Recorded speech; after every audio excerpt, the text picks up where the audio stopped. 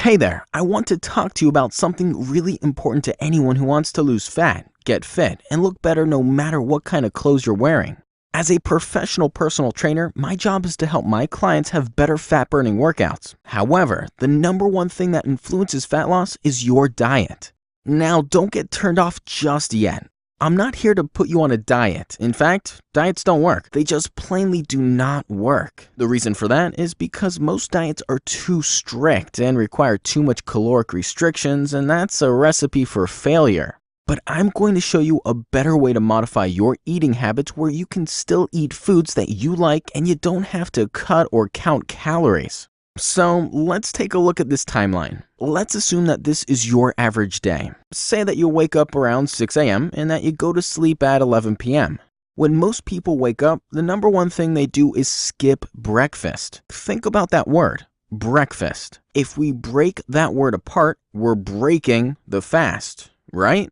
So when you don't eat breakfast in the morning, you're really suppressing your metabolism and letting your body stay in a fasted state. If you don't know what the metabolism is, it's your body's ability to burn fat at rest. So think about that. When you go to sleep at night, your metabolism slows all the way down to its slowest speed and stays there so that you can relax and stay asleep. Now, our job is to boost that metabolism, get it really high up there so you're burning calories all day long. Now, how do you think we can do that? Let's look at the timeline we drew again. When you wake up, your metabolism is really low. That's normal for everyone. But when you skip breakfast, your metabolism stays low until your first meal.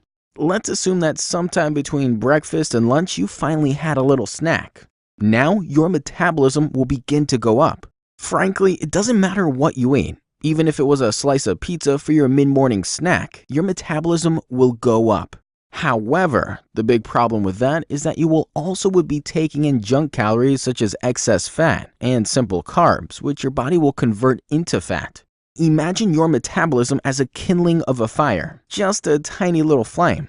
And when you first eat something, it's like adding wood and paper into the fire. The fire, in this case, your metabolism begins to grow, and that's a good thing.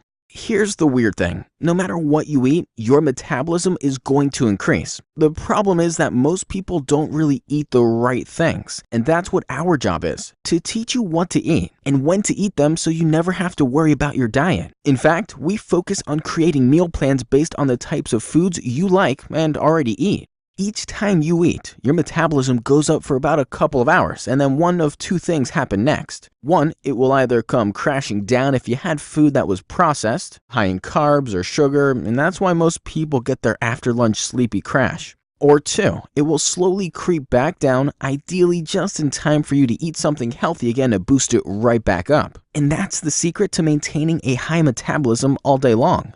Eating smaller portions of healthy versions of the foods that you already like more often throughout the day.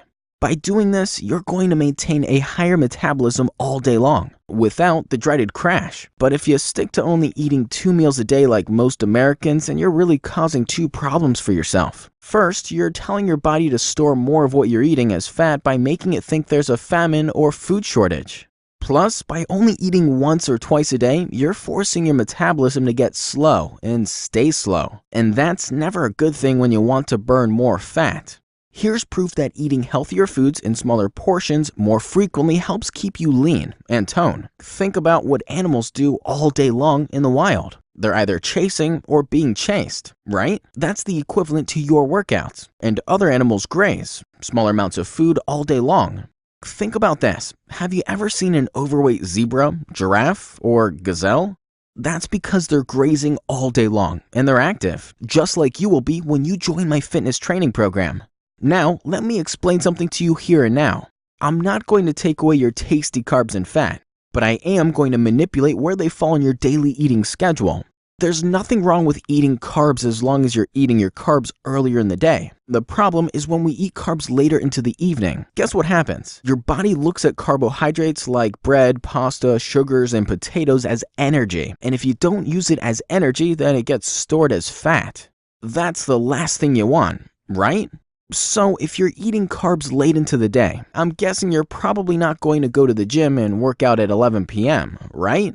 So your body, being the awesome chemist that it is, takes all those carbs that are in your body and converts them into fat and stores them. Yuck. That's why most people literally wake up fatter by eating the average American diet.